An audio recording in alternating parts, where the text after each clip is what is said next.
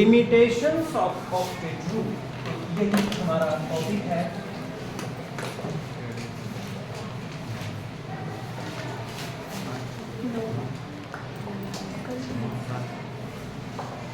Limitations of octet rule, number first, it could not explain compounds of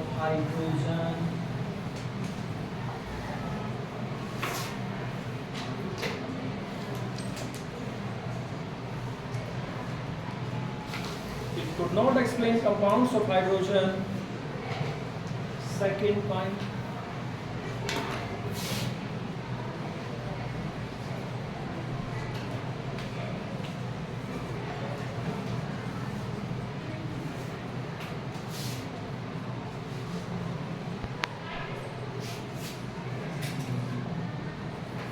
electron rich compounds, it could not explain electron rich compound that is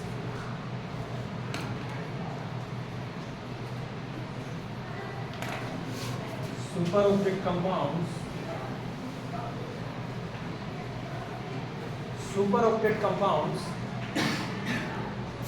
और hypervalent compound,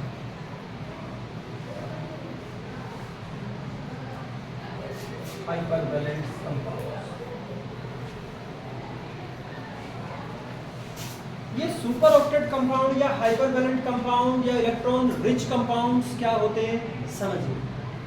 ऐसे atom जिनकी valence shell में 8 से ज्यादा electron होते हैं। Board की तरफ देख रहे हैं। फॉर एग्जांपल मैंने लिखा PCl5 फास्फोरस पेंटाक्लोराइड।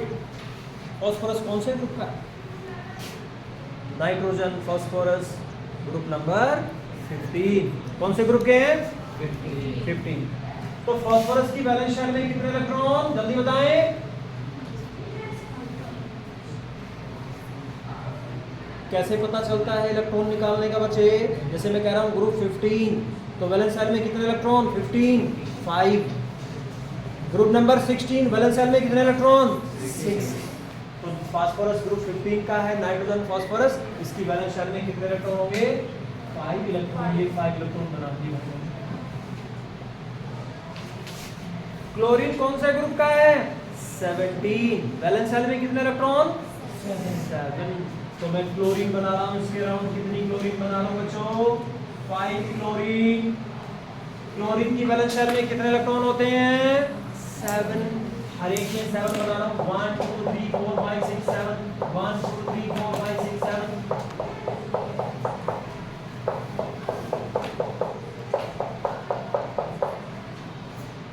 क्लोरीन ने अपना ऑक्टेट पूरा करना तो क्या करेगा? फास्फोरस के साथ में एक बॉन्ड बना लेगा। देखो इसका पूरा हो गया 1 2 3 4 5 6 7 8। इसका बताइए हो गया कंप्लीट? हो गया कंप्लीट? अब बताइए फास्फोरस की वैलेंस शेल में कितने इलेक्ट्रॉन? अरे काउंट कर लो कितने हो गए? 2 4 6 कितने हो गए? 10। अरे 10 दिखाई दे रहे तुम्हें? हो गया क्या क्लास में? कितने बच्चों को बात समझ में आ गई? तो क्लोरीन का तो ऑक्टेट पूरा हुआ है, लेकिन फास्फोरस की वैलेंस शेल में कितने इलेक्ट्रॉन हो गए? 10। अरे ये 2 इलेक्ट्रॉन दोनों, ये इसका और ये जिनमें बॉन्ड बना है दोनों में काउंट किया जाएगा, इधर भी। तो 2 4 6 8 10। यहां तो ऑक्टेट से ज्यादा इलेक्ट्रॉन हो रहे हैं फास्फोरस की वैलेंस शेल में। ऐसे कंपाउंड को क्या कहते हैं? इलेक्ट्रॉन रिच कंपाउंड या सुपर ऑक्टेट कंपाउंड्स, या तीसरा नाम क्या होता है? हाइपरवैलेंट कंपाउंड। तो ऑक्टेट रूल तो यहां पर फेल हो गया। फास्फोरस की वैलेंस शेल में 10 हो गए, होने चाहिए थे 8। समझ में आ गया बच्चों? तो ये हाइपरवैलेंट कंपाउंड को एक्सप्लेन नहीं कर पाता। फटाफट से बना लीजिए इसको।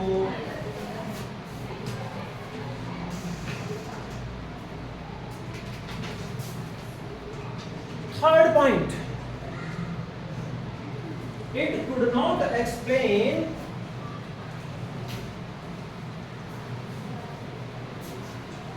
It could not explain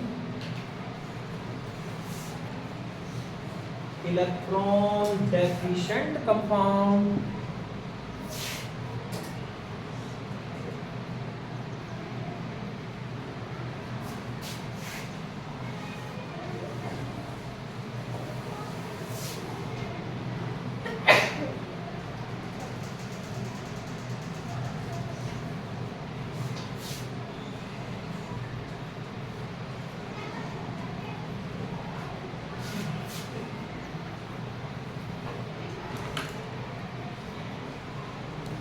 हाइपोवेलेंट compound उन कंपाउंड्स को कहते हैं जिन कंपाउंड में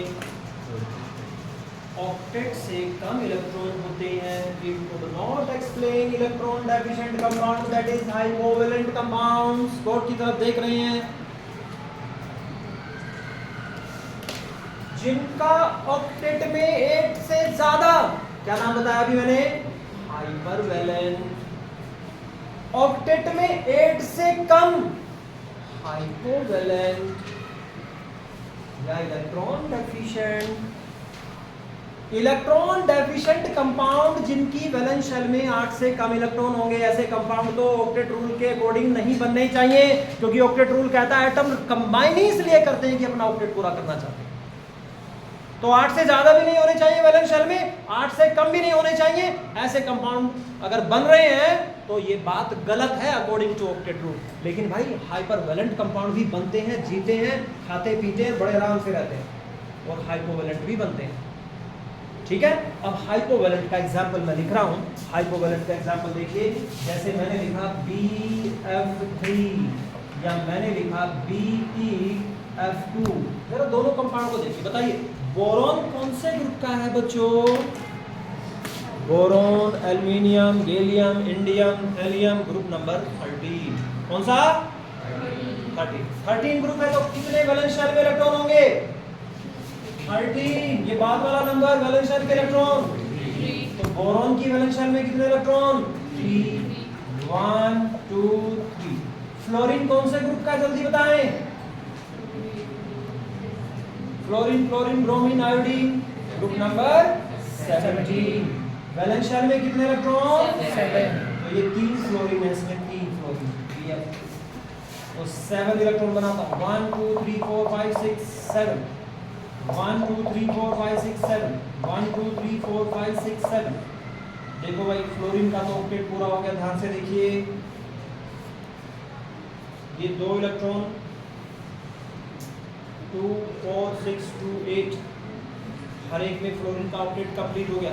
what about the octet of boron? बताइए बोरॉन में टोटल कितने इलेक्ट्रॉन हो गए? 2 4 6, 8 से कम.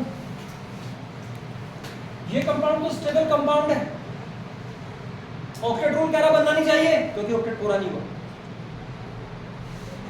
लेकिन ऑक्टेट रूल की बात नहीं मानी जा रही है.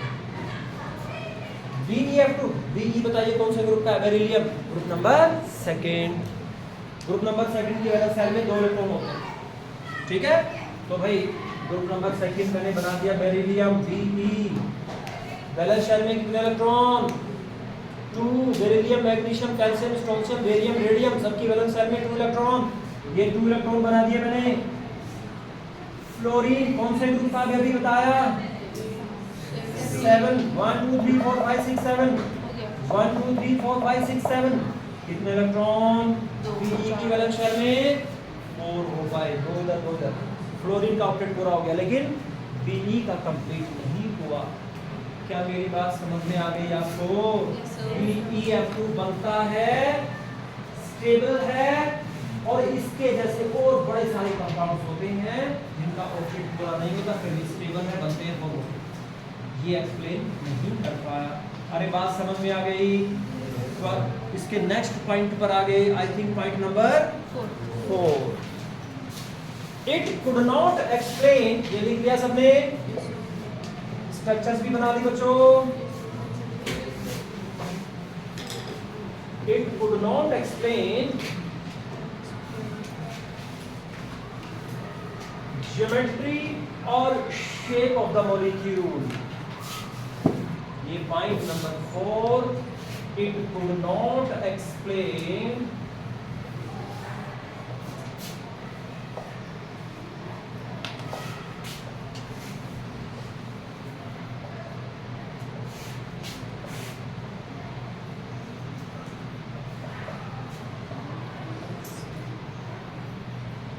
ज्योमेट्री और shape of the molecules, it could not explain geometry और शेप ऑफ द मॉलिक्यूल।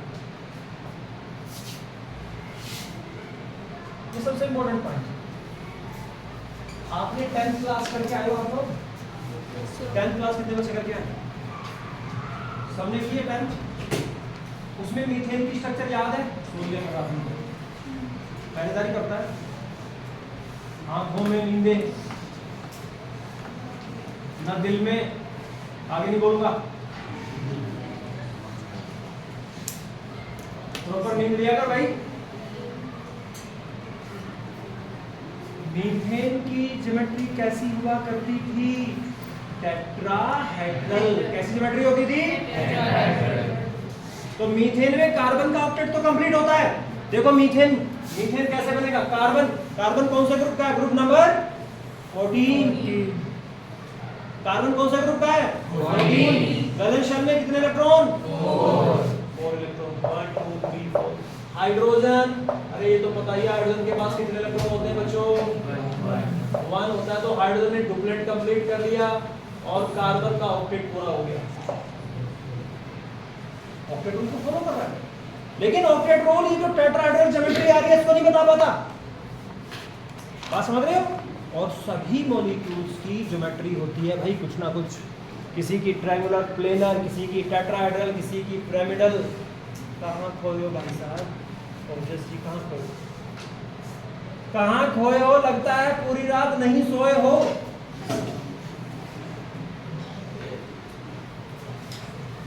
कभी बनवा दे तुम लोगों ने मुझे ना, तुम लोगों की हालत देख के मैं कभी बन जाऊंगा, पोएट्री लिखने लगूंगा।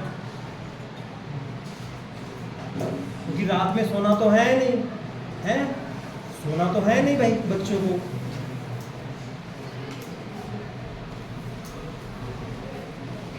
तो ज्योमेट्री की सबसे बड़ी प्रॉब्लम थी जब पूछा गया कि भाई आप बताएं ये मॉलिक्यूल की ज्योमेट्री, किसी की टेट्राहेड्रल, किसी की ट्रायंगुलर, बाइपिरामिडल, ऐसा ऐसा क्यों? They can't explain. Point number 3, it could not explain compounds of inert gases.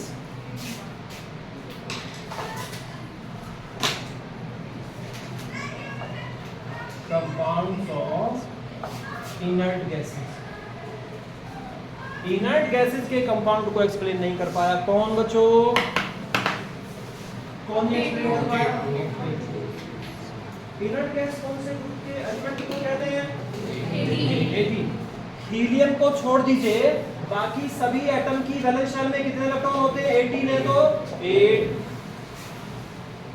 जिनका ऑक्टेट पहले से पूरा, वो फिर रिएक्शन करेंगे किसी के साथ में। अगर लुईस की बात मानी जाए कि भाई वो एटम इसलिए रिएक्शन करते हैं क्योंकि ऑक्टेट कंप्लीट करना है, that's why they react with each other. यहाँ तो पहले ही ऑक्टेट पूरा, तो रिएक्शन करने नहीं चाहिए। लेकिन भाई इनर्ट गैस के बड़े सारे कंपाउंड होते हैं। मैं जिनान के कुछ कंपाउंड आपको लिख के बताता हूँ, जैसे xenon difluoride, xenon tetrafluoride, xenon oxy fluoride, xenon trioxide, xenon tetraoxide, और भी बहुत बड़े सारे हैं। इन्हें कैसे एक्सप्लेन करें? इन्होंने क्यों रिएक्शन की? जिन्होंने जब उसका पहली ऑक्टेट कंप्लीट था। इसका मतलब लुईस की सारी बातें ठीक नहीं है। It could not explain compounds of inert gases. Compounds of inert gases नहीं बनने चाहिए थे क्योंकि इनर्ट गैस का तो ऑक्टेट पहले ही कंप्लीट है, वैलेंस शेल में पहले से 8 इलेक्ट्रॉन है। लेकिन भाई बनते हैं कंपाउंड, एग्जाम्पल भी लिखें।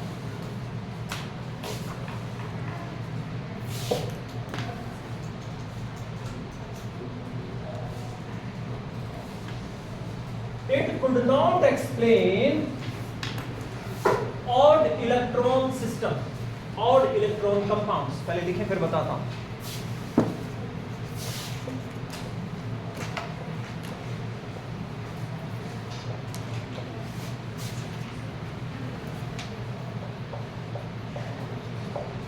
Odd electron system, odd electron compound को ये एक्सप्लेन नहीं करता है। ये ऑड इलेक्ट्रॉन कंपाउंड्स क्या होते हैं? और की तरफ देखें, जैसे नाइट्रोजन मोनोऑक्साइड। नाइट्रोजन कौन से ग्रुप का है? आज एलिमेंट ग्रुप वाइज लर्न करना शुरू कर दें, पीरियोडिक टेबल खत्म हो गए लेकिन आपने लर्न करने शुरू नहीं किए। 15 वैलेंस शेल में 5। ऑक्सीजन 16 वैलेंस शेल में 6। तो भाई ऑक्सीजन की तो बात समझ में आती है। नाइट्रोजन की वैलेंस शेल में है 5। यहाँ पर ये बन गया सिस्टम, N और O के बीच में एक बॉन्ड बन गया, ये दूसरा बन गया बॉन्ड यहाँ पर। ऑक्सीजन का तो ऑक्टेट हो गया पूरा, जरा नाइट्रोजन का देखिए हो गया था पूरा 2 4 6 7। तो N के तो इलेक्ट्रॉन पूरे नहीं हुए, कंप्लीट नहीं हुए। ऐसे सिस्टम जिनमें बॉन्ड बनने के बाद में एक इलेक्ट्रॉन सिंगल रह जाता अकेला, ये दो में इकट्ठे, इनकी प्रॉब्लम नहीं है, ये अकेला रह गया जो इसकी प्रॉब्लम है। इस टाइप के मॉलिक्यूल्स को कहते हैं ऑड इलेक्ट्रॉन कंपाउंड। तो ये ऑड इलेक्ट्रॉन कंपाउंड बना क्यों? जब इसका ऑक्टेट पूरा नहीं हो रहा है। आ गई क्या बात समझ में? तो it could not explain odd electron compound. O का पूरा हो गया, N का पूरा नहीं हुआ, ठीक है। और जबकि N में अभी इलेक्ट्रॉन बचे हैं जो ये किसी O के साथ में शेयर कर सकता था, लेकिन शेयर करने का कोई फायदा O को तो नहीं है, N को तो होगा। ऐसे सिस्टम को कहते हैं odd electron system, odd electron compounds. क्या बात समझ में आ गई बच्चों?